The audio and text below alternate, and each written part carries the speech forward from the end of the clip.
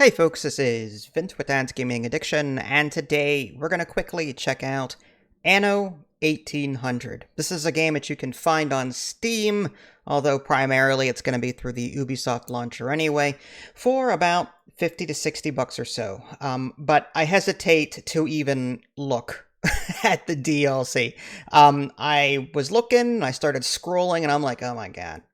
There's a lot here. So if you are interested in like spending over $500 on a game like this, then great, but I'm not really into that. So there's a campaign mode, there's a sandbox mode, and there's like a creative mode. You choose a portrait. These portraits are purely aesthetic, same with the logos and colors. Characters don't have any sort of like a special ability over another one. Again, it's purely aesthetic.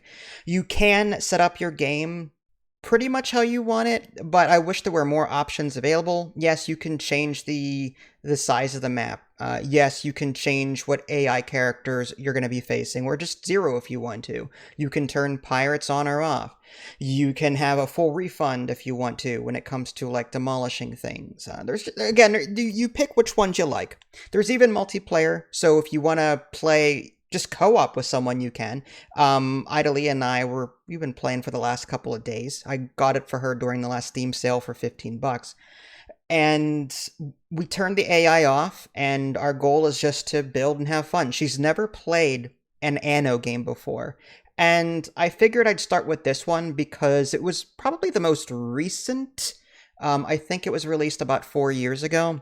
And the time period is pretty catchy. It's pretty classic. I was thinking of 2205 as well for futuristic, but there's a lot of like little RTS boat management. Like there's combat in that game. And it's just monotonous, I think, but it's still fun. But I think this one's just better overall. So yeah, and she's been really addicted to it lately, which is good. For those of you that are kind of in her shoes and have never seen an Anno game before, this is primarily a resource management game. A lot of resource production. A leads to B leads to C. But there's also a city builder element to this. And you start off with farmer houses. And these farmers only demand a couple of things. A marketplace nearby, for example, or some fish or some clothes. Once you satisfy them to their fullest, then you can upgrade those farmer houses into worker houses. And then those workers need even more things. In addition to all those farmer needs, they've got, they want sausages, and they want, I don't know, bread, I think it was, and soap, and even a school building nearby, that kind of thing. So they demand things. And then when you fully satisfy them, you can then upgrade them even further to artisans. And the cycle repeats, and I believe there's like 4 or 5 different classes in this game. I never got that far, though. Anno is like one of those games where I play it for a while, it scratches that itch, and then I always get to a certain point where like my itch has been scratched and now I'm just overwhelmed with all of this production chaining, and I can't remember where things are because I got busy and I haven't played it in a week, and there it goes. You know what I mean?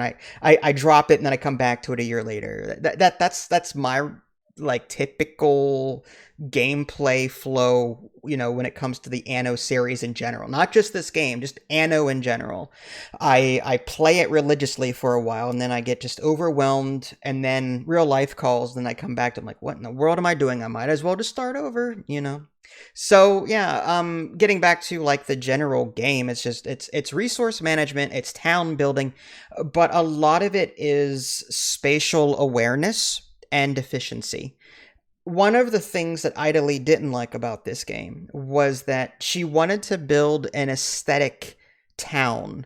She wanted farms next to houses. She wanted, she wanted it to look nice. And as much as you want it to look nice, because the game is gorgeous, it really rewards the player for a very Borg-like approach to this, in the sense that the houses should be away from production and in a square or a rectangle, so that the churches and the police stations and all of the house support buildings are within range of it as much as possible. You're cramming, like you're fighting for space. You're cramming as much adjacency as possible, these radiuses from these buildings. You want to cover as big of a radius as possible and cover these houses so that they're satisfied.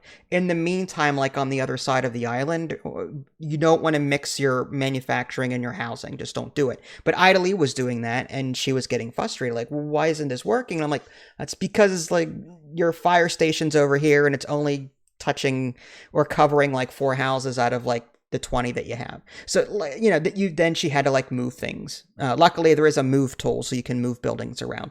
But she had to get over that hurdle and, you know, like only focus on efficiency rather than aesthetics. And, you know, that's kind of disappointing. I mean, some people like to build a pretty city in addition to being efficient. But in this game, it's like you really need to think about where you're putting things, your warehouses, all your resources are shared amongst your warehouses in real time. So when you drop something off on one end of the island, that resource will be available across all of your resources instantaneously on that island. However, if you go to a different island, and different islands have different resources. So like if you need hops, for example, you have to set up housing on the second island, enough workers, you know, on that island so that they can work these hops farms, and then set up some kind of trade route so that you can deliver these ships, or these ships will go back and forth, picking stuff up, dropping stuff off, and that kind of thing. So again, there's a lot of micromanagement there, but the warehouses only share amongst their islands, not all of the islands that you own, if that makes any sense. As far as like the naval stuff in this game, there's escort missions. Like you'll on occasion counter ships with little stars above them.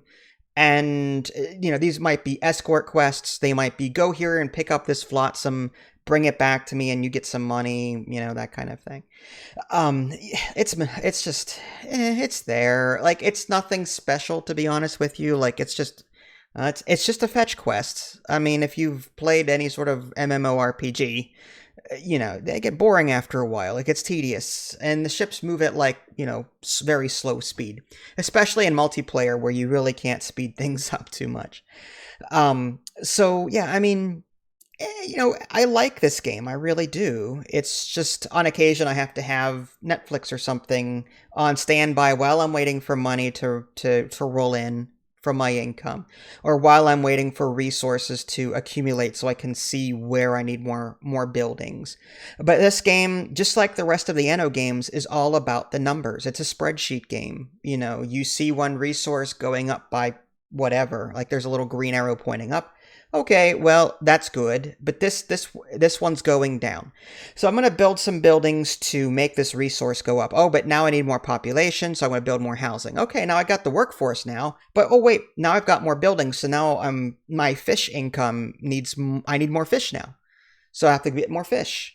Okay, so like it's just a constant back forth, and that is typical of the Anno series. So like if you're hoping for a different experience, you're not going to get it here. It's still, you know, a bit tedious, but some people love that. I on occasion like that. It's just one of those, like, it's a spreadsheet game, very pretty one at that. And you know, you just have to pay attention to, like, I click on my warehouse almost every minute just to make sure that my resources aren't dwindling in certain areas. So, you know, as far as like the game as a whole, it's pretty to look at. I love zooming in and watching the people walk around. They're going about their daily business. You hear the chatter. The music is so good. The menu music is good. The in-game music is good. All of that is fantastic. And it's very aesthetic, and it's a shame that you have to like build efficiently rather, to make your town really thrive, because, you know, I'm sure you can come up with some really cool designs, but you're limited by, you know, you're kind of ramrodded into, nope, houses have to go in this separate section, and resource production has to be the rest of the island, and so on. And then when you zoom in on a boat, it's just the water. The water effects are really cool. There's even newspapers in this game where, you know, newspapers will be published based on your performance. You can spend influence. You gain influence as you level your profile up.